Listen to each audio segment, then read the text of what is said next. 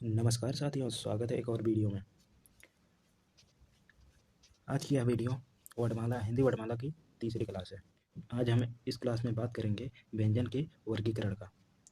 दोस्तों, यदि हमारे चैनल पर आप नए हैं तो चैनल को सब्सक्राइब करें और वीडियो को लाइक करें, शेयर करें। धन्यवाद। दोस्तों, हम बात करते हैं व्यंजनों के वर्गीकरण की। व्यंजनों का वर्गीकरण मुख्यतः 3 प्रकार से किया गया है। नंबर 1 जो होता है हमारा घोषत्व के आधार पर, नंबर 2 जो होता है हमारा प्राणत्व के आधार पर, और नंबर 3 जो होता है हमारा उच्चारण स्थान के आधार पर। यदि घोषत्व के आधार पर बात की जाए तो घोषत्व के आधार पर जो होता है हमारा व्यंजन का वर्गीकरण वो 2 प्रकार में होता है। नंबर 1 जो होता है हमारा अघोष होता है और नंबर 2 जो होता है हमारा साघोष या घोष होता है। अघोष व्यंजन किसे कहते हैं या कितने होते हैं, आइए इस पर चर्चा करते हैं। अघोष व्यंजन जिन वर्णों का उच्चारण करने में केवल श्वास का प्रयोग होता है उसे अघोष व्यंजन कहा जाता है। इनकी संख्या की यदि बात करें, इनकी अगर संख्या की बात करें तो इनकी संख्या जो होती है 13 होती है। जो हमारे क्या कहते हैं व्यंजनों में 5 वर्ग होते हैं ना, का वर्ग, चा वर्ग, टा वर्ग, ता वर्ग, पा वर्ग। ये जो पांचों वर्ग हैं इसको याद करने के लिए एक ट्रिक आप लोगों के बीच में बता रहे हैं। वो ट्रिक आप लोग अगर पढ़ लेते हैं वो कभी नहीं भूलेंगे। ट्रिक जो है हमारी, इसकी ट्रिक क्या है, हर वर्ग का पहला और दूसरा अक्षर, इसके अलावा तालव्य सा, खट्टी सा और दंती सा, ये जो होते हैं यही 13 जो होते हैं हमारे अघोष होते हैं।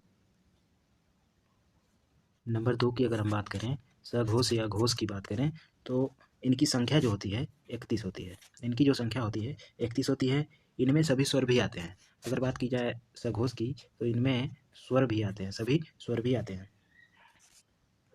इनको याद रखने के लिए ट्रिक जो है हमारी, हर वर्ग का तीसरा, चौथा और पांचवा वर्ड जो होता है, और इसके अलावा य, र, ल, व और ह, ये जो वर्ड होते हैं ये हमारे सघोष या घोष कहलाते हैं। व्यंजनों के वर्गीकरण में नंबर 2 जो होता है हमारा प्राणत्व के आधार पर, इनमें भी जो होते हैं वो भी 2 भागों में बांटा गया है। नंबर 1 जो होता है हमारा अल्प प्राण होता है और नंबर 2 जो होता है हमारा महाप्राण होता है। अल्प प्राण को याद करने के लिए इनकी ट्रिक है, हर वर्ग का पहला, तीसरा और पांचवा अक्षर जो होता है, उसके अलावा अंतस्थ व्यंजन जो होते हैं ये हमारे अल्प प्राण कहलाते हैं। अगर अल्प प्राण की और बात की जाए तो अल्प प्राण उसे कहते हैं जिन वर्णों को बोलने में हमें कम क्षमता की ज़रूरत होती है, उन्हें हम अल्पप्राण कहते हैं। अल्पप्राण याद करने की ट्रिक जो है, हर वर्ग का 1, 3, 5 और अंतस्थ व्यंजन जो होते हैं ये हमारे अल्पप्राण कहलाते हैं। और महाप्राण की अगर बात करें तो महाप्राण जो होता है हमारा, जिन वर्णों को बोलने में ज़्यादा ऊर्जा या ज़्यादा क्षमता लगे उसे महाप्राण कहते हैं।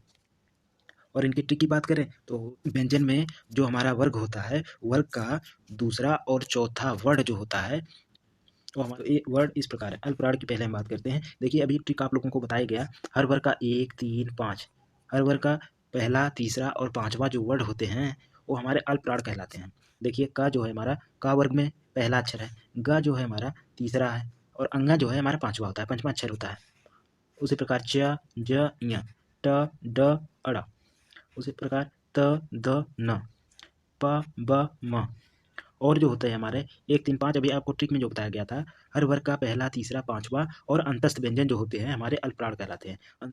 अंतस्थ के अंदर ये आते हैं य, र, ल, व, ये हमारे अल्पप्राण होते हैं।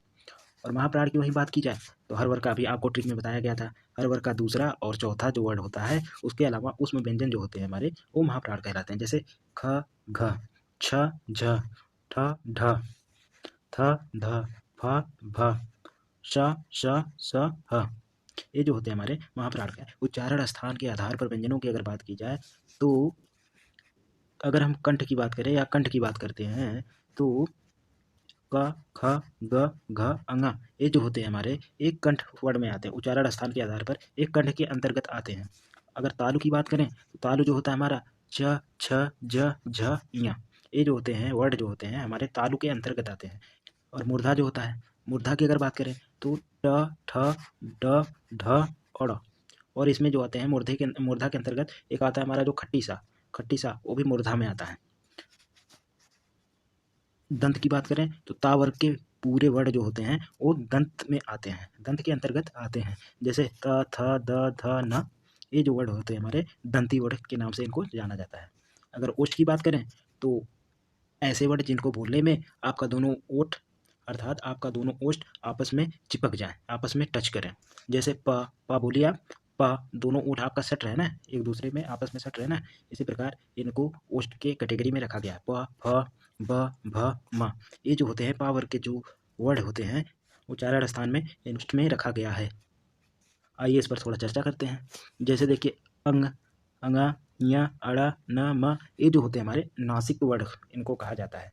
जैसे जब इनको बोला जाता है, जैसे अंग बोली अंग, ये जो होते हैं हमारे जो ध्वनियाँ होती हैं हमारे नाक से निकलती हैं, इसी के कारण इनको नासिक वर्ड भी कहा जाता है। दंतमूल वर्ड जो होते हैं, दंतमूल की अगर बात करें तो दंतमूल वर्ड में र और ला भी आते हैं। ये अगर दंत की बात करें तो तावर्ग और छोटा सा जो होता है हमारा, ये दंत के अंतर्गत आता है। और इसी की बात करें दंतोष्ठ की, दंतोष्ठ जो होता है सिर्फ इसमें एक वर्ड आता है जो हमारा वा होता है, वा दंतोष्ठ होता है। ओष्ठ की अगर बात करें तो पावर्ग प्लस उ जो होते हैं हमारे ओष्ठ के अंतर्गत आते हैं। अगर कंठोष्ठ की बात की जाए तो ओ, औ, अ, ये जो होते हैं हमारे ओष्ठ के अंतर्गत आते हैं। मूर्धन्य की अगर बात करें, मूर्धा की, री और टा वर्ग और खट्टी सा जो होते हैं हमारे, ये मूर्धा में आते हैं। तालु, तालव्य, जिनको तालव्य सा बोलते हैं, बड़ा सा यही है दोस्तों, देख लीजिए तालव्य सा। ये जो होते हैं ए वर्ड जब बोले जाते हैं, उच्चारण किए जाते हैं, ए वर्ड जब उच्चारण किए जाते हैं तो हमारा जो मुंह का तालु भाग जो होता है इसमें सक्रिय रहता है, इसीलिए इनको तालु के नाम से भी जाना जाता है। जैसे तालु के अंतर्गत चा वर्ग के पूरे वर्ड आते हैं, और ई ये जो होते हैं ई ये भी हमारे तालु के अंतर्गत आते हैं। और कंठ तालु की अगर बात करें, ए कहा जाता है। कंठ अ और का वर्ग और हा जो होते हैं, ये जो होता है हमारा कंठ के अंतर्गत आता है। आई होप कि आप लोगों को यह क्लास अच्छी लगी होगी। Thank you.